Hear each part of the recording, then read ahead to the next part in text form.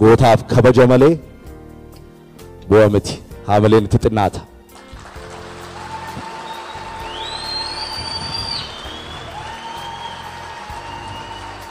Nagaamu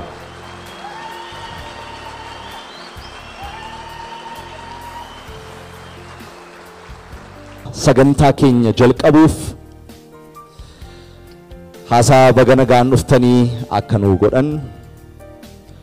waliqabduu boordii faawundeeshinii Haacaaluu Hundeessaa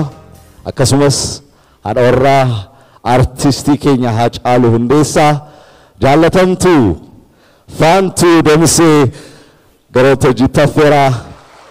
kabaja guddaan teessoo keessan irraa kaatii haamileen aanaa sitti naageessaa. Sagantaa artiist Haacaaluu Hundeessaa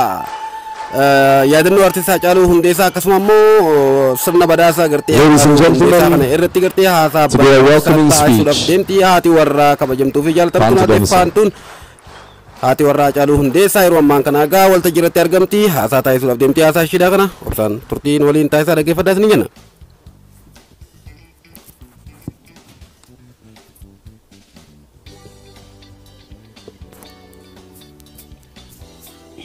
Duraan dursee akka hunda dandeenyu nu godhee kana siin nu ga'e Waaqayyoo haadha isaa wajjiniin galatoomuun jedha.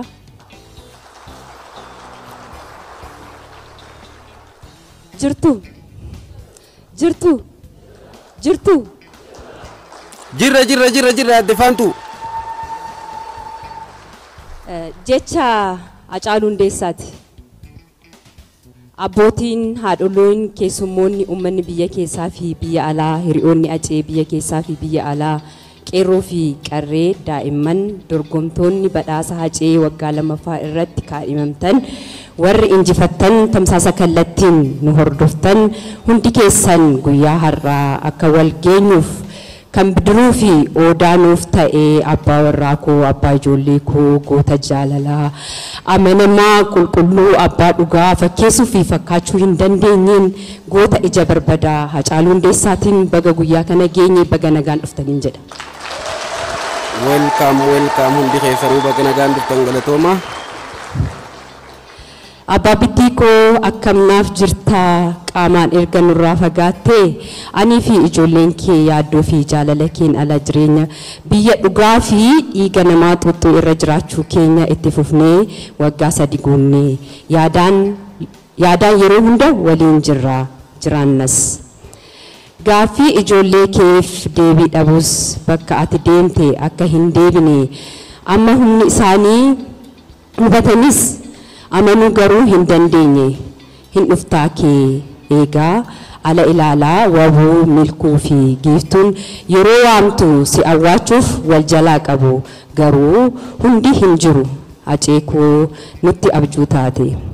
yoo jirtu utubaa keenya dabartee karaa fi abdii keenya siineen jiraachaa jira akka warri gantuun yartuun moortuun goomattuun ajjeesne jedhanii yaadanii fi dhugaa kee irra ciisanii ati dabartus isaan caaltu aceekoo nuti akka jiraatutti jirra nuti akka jirrutti jirra ati yoo akkamitti jirta akka arjooma waaqaatti har'a geenyeerra. Aceekoo erga